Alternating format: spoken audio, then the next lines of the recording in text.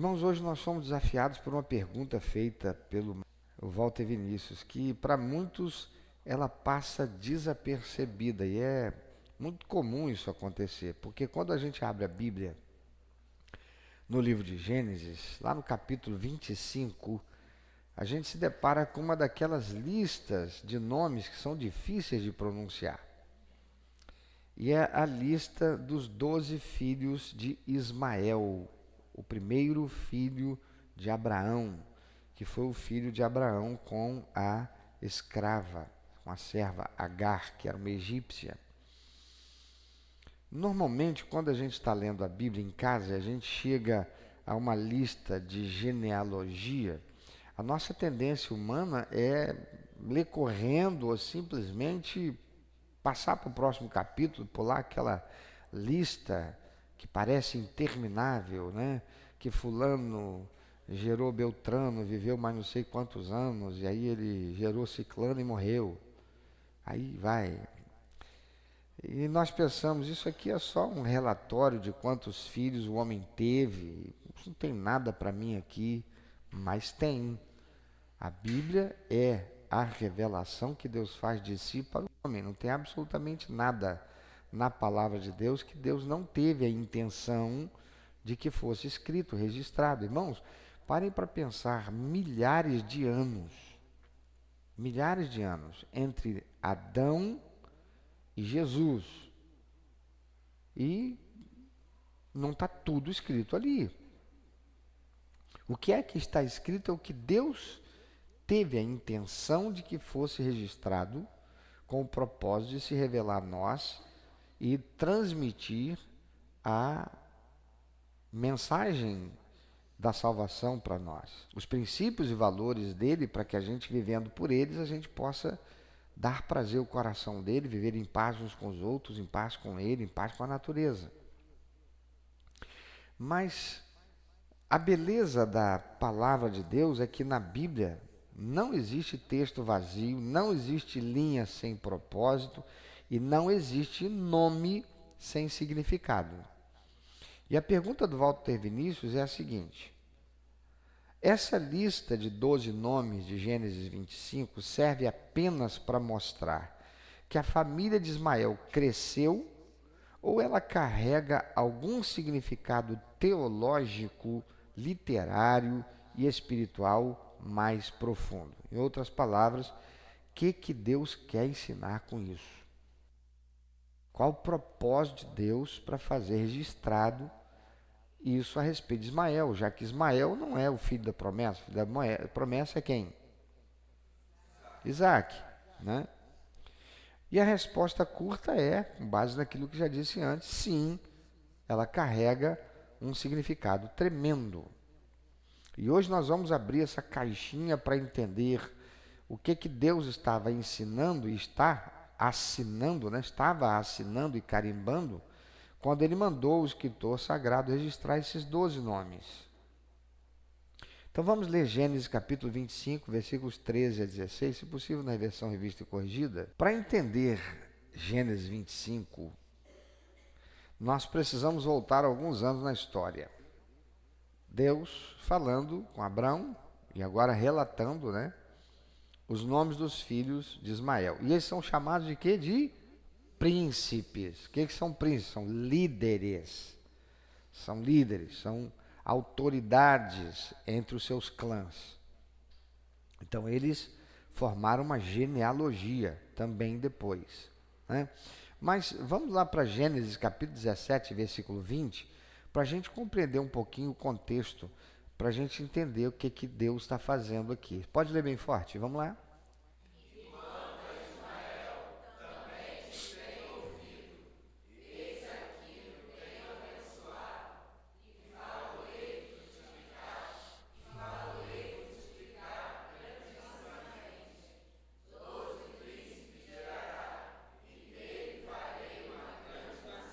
Abraão estava preocupado com seu filho Ismael. Ele não era o filho da promessa. O filho da promessa era o filho natural, vindo do relacionamento conjugal de Abraão com Sara. Agar era uma escrava egípcia ela não podia fazer parte dessa linhagem. Então, quando Deus manda dispensar Ismael, Deus manda Abraão despedir Ismael e Agar. Ó, você vai mandar eles embora. Abraão intercede por Ismael, porque é filho dele, querendo ou não, é filho. E Deus, então, ele faz essa promessa a Abraão para Ismael e o seu futuro. Ismael não era o filho da promessa da aliança, mas Abraão amava profundamente. Então Deus olha para Abraão e faz essa promessa muito específica e diz: e quanto a Ismael, também te tenho ouvido. Eis aqui o tenho abençoado e falo-ei multiplicar, frutificar e multiplicá-lo-ei grandissimamente 12 príncipes. 12 príncipes gerará e dele farei uma grande nação. Irmãos, a gente costuma dizer que por causa do pecado, do erro de Abraão, de ter passado na frente de Deus e aceitado a tentação de Sara para ele ter um filho, porque ele já estava velho, faz lembrar a tentação de Eva, né? Você está esperando Deus, mas Deus até agora, Deus já até esqueceu, então pega Agar aí, que é minha escrava, porque como ela é minha propriedade, o filho dela é meu, só que depois ela pega e, opa, agora eu tenho um filho, é meu coisa nenhuma, é filho dela, e manda embora, né? Deus, assim, então tem essa coisa de pegar e associar os filhos descendentes de Ismael como sendo os descendentes que viraram um espinho na carne do povo de Deus. Mas Deus não fez para ser assim, não. Isso se deve ao fato de que, historicamente, a partir anos 600 para cá, com esse camarada aí chamado Muhammad, ou Maomé, com essa ideia translocada lá de criar essa religião que ele diz ter recebido de um anjo, e esse anjo, por certo, foi Satanás. Ele criou uma religião nova, e essa religião graçou no meio entre os povos árabes. Mas ser árabe não necessariamente é ser muçulmano, embora os povos árabes são de maioria muçulmana. Ok? Tudo bem até aqui? Tá bom? Beleza. Maomé, instrumentalizado por Satanás, é quem vai construir essa ideia de que eles são descendentes legítimos de Abraão por linhagem de Ismael, e não tem nada a ver com Isaac, porque Isaac não é o filho da promessa, ele torce toda a história. Mas isso não tem nada a ver com Deus ter estabelecido isso. Tem a ver com a escolha das pessoas ao longo da história. Tudo bem até aqui? Jóia. Então, guarde essa palavra que Deus dá a Abraão. Deus está fazendo uma promessa do seu filho. O seu filho Ismael, eu vou abençoá-lo e vou fazê-lo multiplicar, vou fazê-lo frutificar. Ele vai multiplicar grandissimamente. Ele gerará 12 príncipes. Não é qualquer coisa, é príncipe, linhagem de importância, de significância. E quando nós chegamos então em Gênesis 25, o que o texto faz? Ele lista exatamente 12 nomes de filhos de Ismael. Nebaiote, Quedar, Adibeel, é difícil, né? Mibizão, Mismá, Dumá, Massá, Haddad, Tema, Getur, Nafis e Quedemá. E o versículo 16 faz questão que nós lemos de fechar a conta dizendo, estes são. Aqui Deus está dizendo, lá no outro texto, Deus está dizendo, gerará e farei dele uma grande nação. Aqui é a promessa do futuro. Lá no versículo, no capítulo 25, é a realidade sendo consumada, não é? Estes são, aqui é serão, aqui agora é, estes são os seus nomes pelas suas vilas, 12 príncipes segundo as suas famílias. O que isso significa teologicamente, então, para responder a pergunta feita pelo Walter? Isso nos mostra a fidelidade matemática de Deus. Por que matemática? Porque Deus não prometeu a Abraão muitos filhos. Deus prometeu que Ismael teria quantos? 12 príncipes. E quando você chega agora no texto de 25, o que é que você está encontrando? A constatação do cumprimento da promessa matematicamente feita por Deus. 12. Há também uma simetria linda aqui.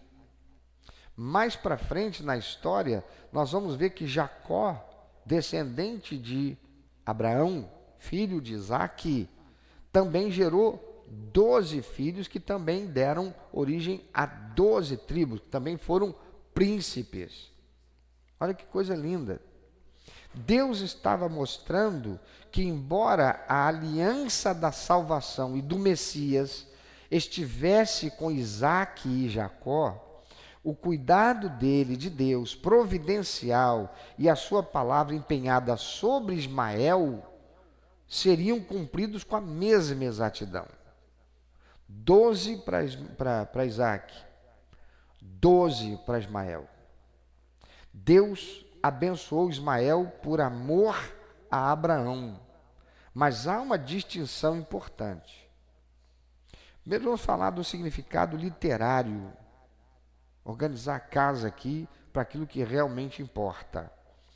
No aspecto de como a Bíblia foi escrita, existe um padrão muito inteligente que o Espírito Santo inspirou o autor a usar em todo o livro de Gênesis. Sempre que a Bíblia vai focar na história principal da salvação, ela primeiro abre um parêntese, resume a história da linhagem que ficou fora da linha do Messias, encerra o assunto, então depois limpa o palco para focar na linhagem escolhida. Ela faz isso quando, por exemplo, vai falar sobre Caim e Abel. Quando vai falar sobre Caim e Abel, não está falando sobre a linhagem para salvação. A linhagem para salvação vai ser em quem? 7, virá depois. Antes, primeiro, Deus inspira para que seja feito o pano de fundo da coisa, para a gente entender o contexto geral. Ele faz isso também com Sem, Cã e Jafé. Quem eram Sem, Cã e Jafé? Filhos de quem? De Noé. E ela faz isso aqui com Ismael e Isaque. O escritor mostra, dizendo assim, olha, a promessa que Deus fez sobre Ismael está totalmente cumprida. As 12 tribos dele já estão formadas, localizadas geograficamente no deserto e organizadas. E esse assunto está encerrado. Lá na frente, você vai ler no livro de Isaías, falando sobre povos que eram descendentes de alguns desses filhos de Ismael. E a partir do verso 19 de Gênesis 25, o foco então vai mudar completamente. Como é que começa o versículo 25 do capítulo, o versículo 19 do capítulo 25? Começa dizendo assim: e estas são as gerações de Isaac. Já falei de Ismael, pronto, agora vamos falar da salvação. Agora vamos falar do processo para a salvação. Agora vamos falar para a linhagem que vai levar à salvação, ao Salvador, ao Messias. O palco literário aqui já foi limpo para que o leitor, então, eu e você, prestemos atenção na linhagem que traria séculos mais tarde o Salvador do mundo, Jesus Cristo. E além disso, esses 12 nomes se tornaram nações poderosas no deserto, no sul. Quando você olha lá em cima, Jerusalém, você vem descendo, é só deserto, que vai até a divisa com o Egito. Esses 12 filhos de Ismael, eles habitaram essa região desértica toda. Eles ficaram ali. Portanto, eles não são povos cananitas. Eles são povos nômades que habitavam aquela região do deserto. Ok? Beleza até aqui? Mais tarde, os profetas, como eu disse, Isaías, por exemplo, lá no capítulo 60, vão profetizar que no final dos tempos as riquezas e os corações dessas mesmas nações, e vai citar particularmente Quedar e Nabaiote, ou Nebaiote, se converterão ao Senhor e trarão ofertas para adoração ao Senhor no seu altar. Lindo isso, né? Ou seja, eles saíram do foco da narrativa ali, mas nunca saíram do coração e do plano redentor de Deus. Meus irmãos, toda essa riqueza histórica e teológica não serve apenas para encher a nossa cabeça com conhecimento. Ela precisa descer para o nosso coração. Então, o que a gente aprende com esses 12 príncipes de Ismael e como é que a gente aplica isso na nossa vida hoje? A gente pode extrair 3 lições vitais disso aqui. Primeira, nós temos o Deus que promete no secreto, mas ele cumpre no público.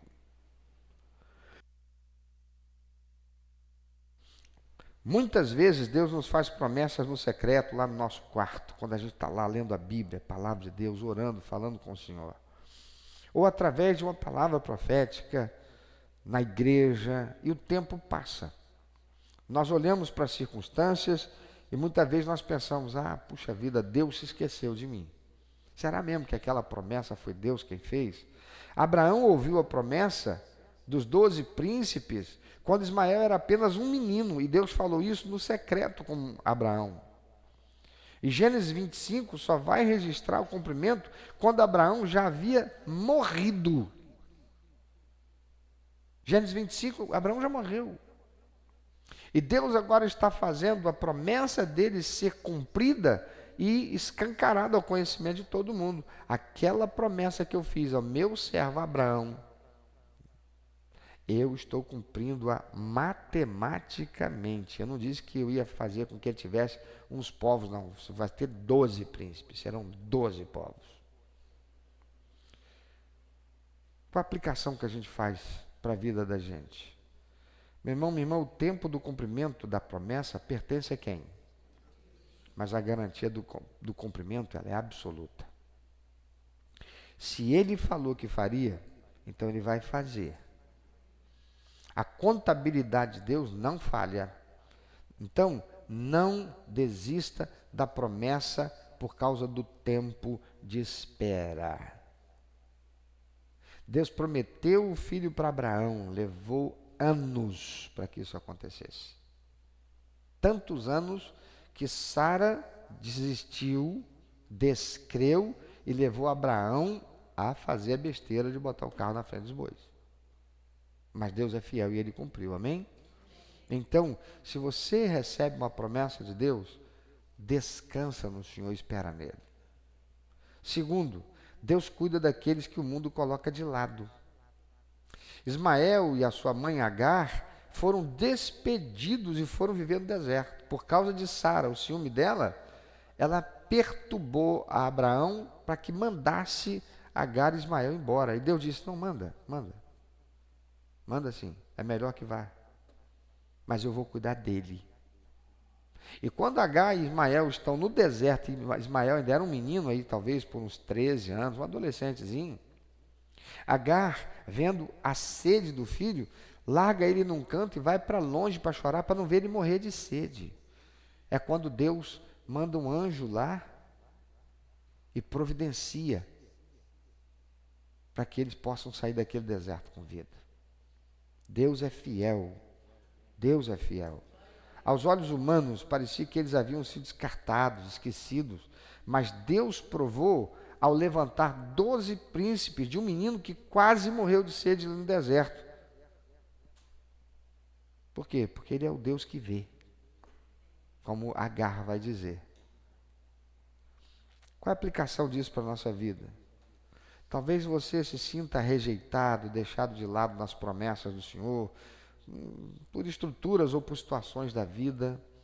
O cumprimento dessa promessa nos ensina que Deus não descarta pessoas. Ele estende a sua mão de providência mesmo nos desertos mais secos da nossa vida.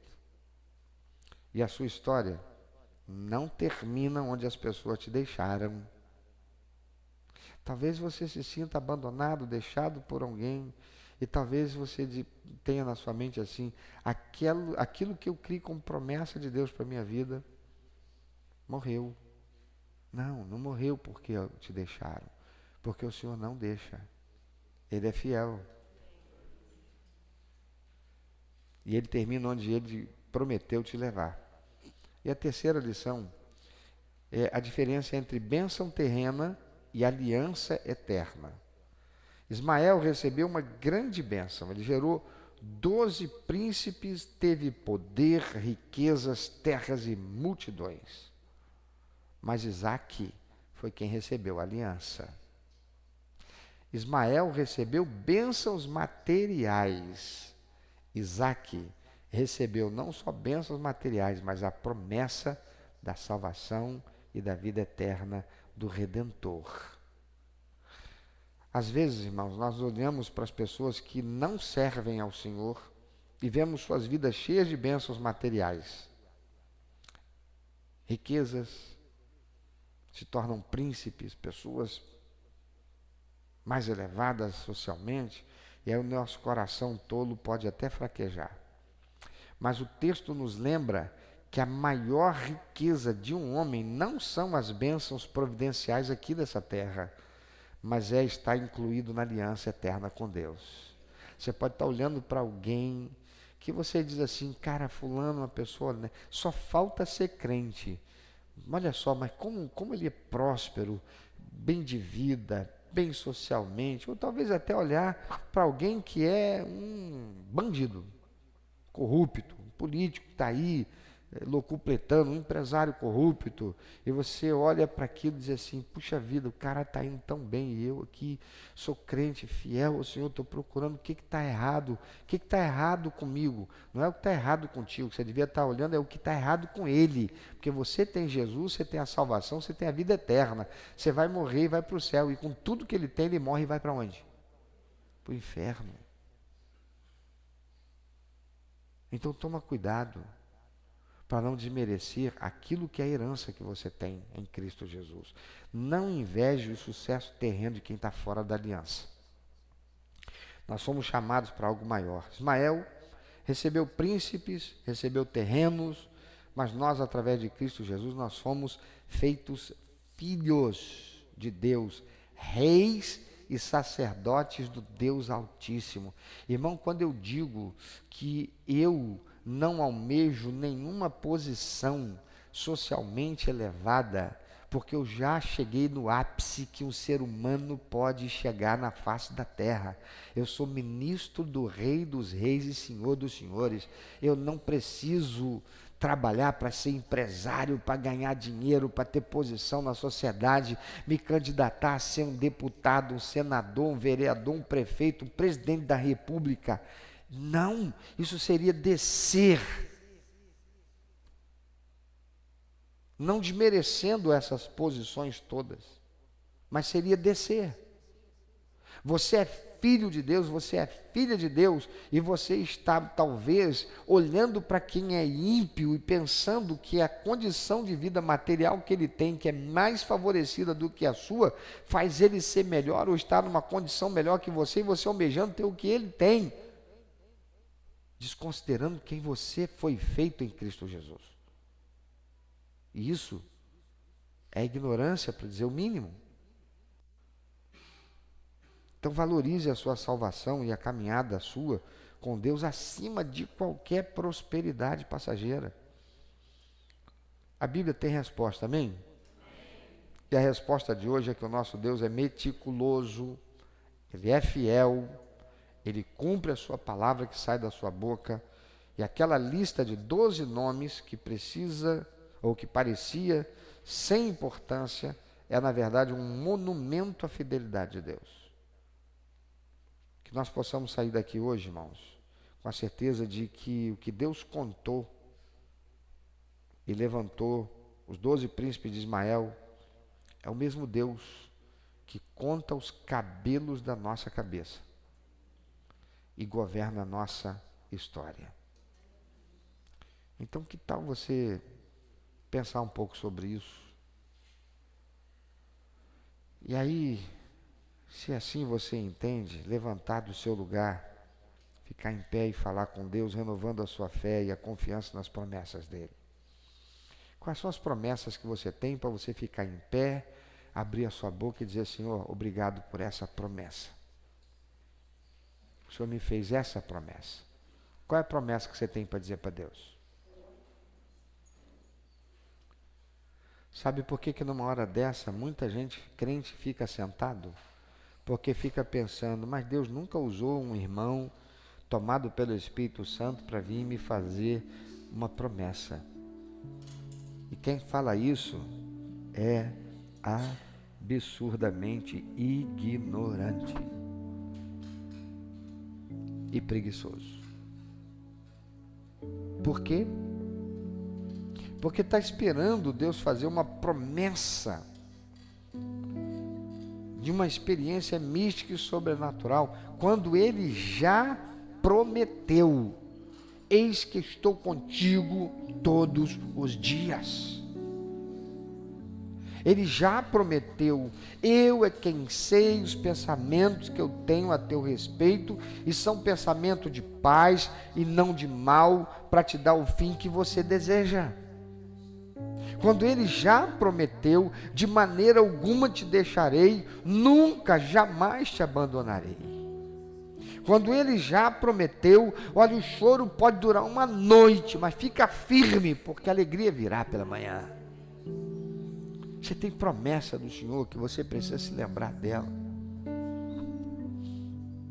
E abrir sua boca aos ouvidos do mundo espiritual que conspira para que você olhe para o seu redor e, olhando para alguém, você se sinta menor, você se sinta menos privilegiado, menos prestigiado por não ter recebido de Deus uma promessa, quando você recebeu a salvação e a vida eterna. E a promessa dele: eu vou voltar e eu vou levar contigo, porque na casa do meu pai há muitas moradas. Se não fosse assim, eu não teria dito para você. Abra sua boca. Declara a tua fé renovada no Senhor. Quais são as bênçãos, as promessas que o Senhor já fez na sua vida? Você está esperando a promessa da porta aberta do emprego? Está querendo a promessa do milagre de uma cura? Qual é a promessa que você está querendo? E sendo assim, tacanho, pequeno, olhando pontualmente, quando você tem promessas muito maiores, grandiosas: salvação, vida eterna, presença constante do Espírito Santo.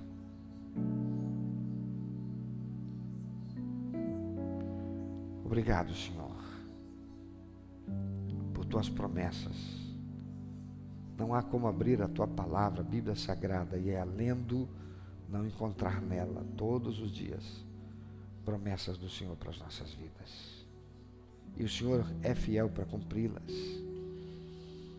O Senhor que cumpriu não apenas nas vidas destes do passado, no registro da história da tua palavra, a Bíblia Sagrada, mas cumpriu na vida de tantos que deixaram um legado de testemunho, razão pela qual o cristianismo está aqui até o dia de hoje. Porque o Senhor é fiel. Pois se o Senhor não tivera sido fiel, e essas palavras tivessem apenas sido escritas como um mito, algo construído por homens, sem a influência do Deus Todo-Poderoso, que é o Senhor, não seríamos hoje, os cristãos, vivenciando tantos milagres, tantos prodígios, tantos sinais em todos os lugares na terra. Isso é porque o Senhor é fiel, e o Senhor mesmo hoje, que operou no passado e opera no presente. E se coisas ainda grandiosas, extraordinárias, miraculosas, sobrenaturais não temos vivido, é porque muitas vezes, Senhor, estamos vivendo um cristianismo, uma religiosidade, ou um cristianismo de religiosidade. A gente não está verdadeiramente buscando o Senhor. Tua palavra diz: vocês vão me buscar e vocês vão me achar, quando vocês me buscarem de todo o coração. Mas muitas vezes a gente até entra no templo, a gente entra no lugar de culto, a gente abre a boca para cantar e a gente nem se preparou, a gente nem se conectou com o Senhor para dar para o Senhor um louvor que o Senhor receba. E por isso muitas vezes nós estamos nos sentindo frios, distantes, sem experimentar a doce presença do Senhor. Quando o Senhor fielmente prometeu e cumpre: eis que eu estou à porta e bato. E se você abrir, eu entro. Você vai me buscar, você vai me achar, quando você me buscar de todo o teu coração. Obrigado, Senhor, pela tua palavra, que é lâmpada para os nossos pés, é luz para o nosso caminho, é bússola que nos dá a direção certa para alcançarmos o teu coração, com um viver que dá prazer ao teu coração. Pois a alegria do Senhor é a nossa força. Receba, Senhor, as nossas vidas no teu altar.